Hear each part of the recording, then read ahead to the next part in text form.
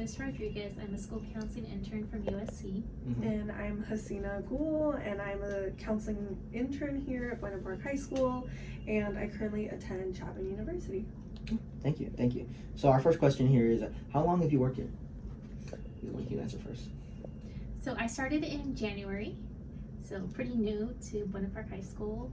But although that I've had a short stay thus far, I really have been enjoying Buena Park and just interacting with all the students and faculty and staff. Everybody is amazing here, so I feel right at home. Okay. And I started working here August 2023. So last year, I started literally the beginning of the semester last year. So I've been here for the whole year so far, and just building relationships with the students from the start has been really nice, because seeing the progress and how all the students are doing, it's been nice building that rapport with them, and I feel connected to the campus for sure, the students. Nice, thank you.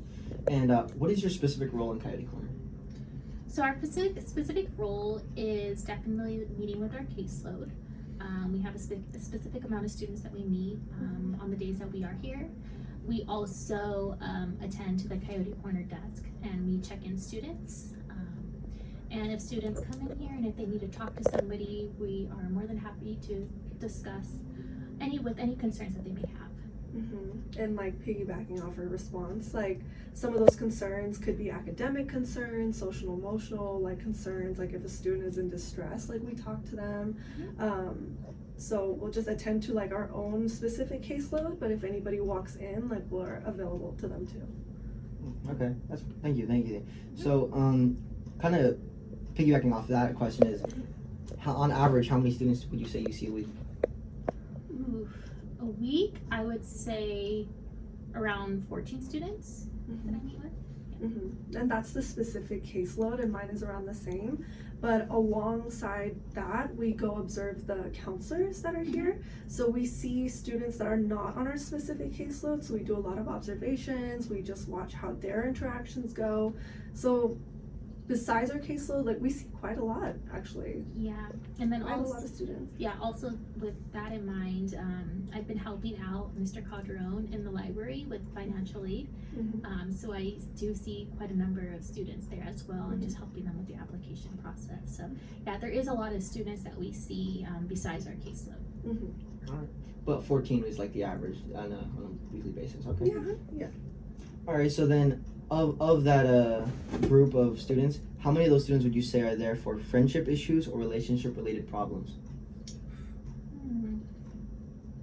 I'd say about half.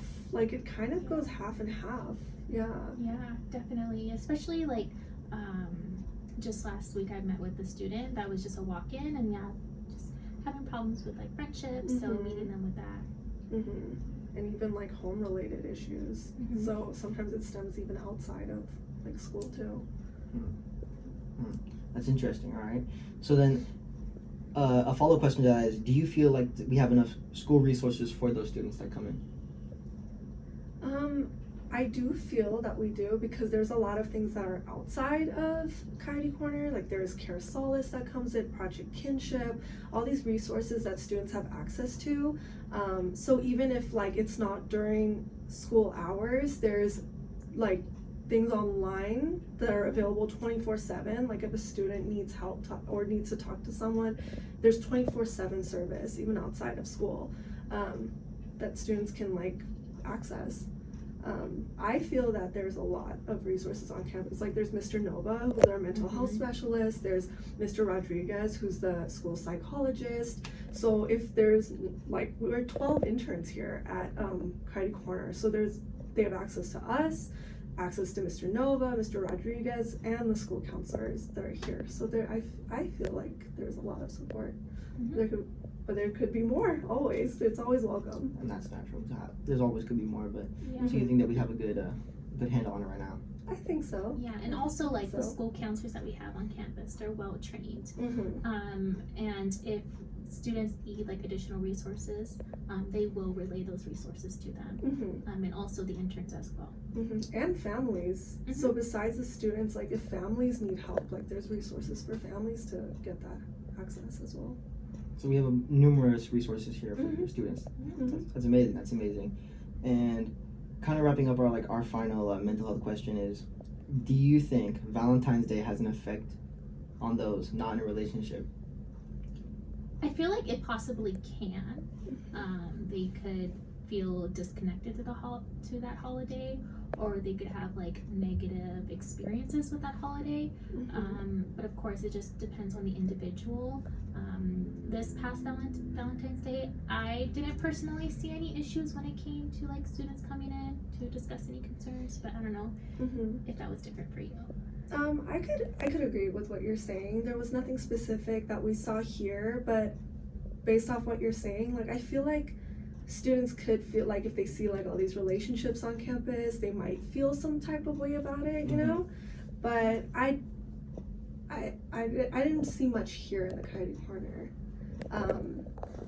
But people like notice nowadays like replace like if they're not in a relationship, they like turn to their friends for that kind of support. So I saw a lot of like Valentine's Day and like friends celebrating each other even if they were not in relationships. I see a lot of like that Just community too. support. Yes, community support, peer support. Yeah. So it's definitely possible for Valentine's Day to have an effect, but to the general people usually have a support system with their friends or their family.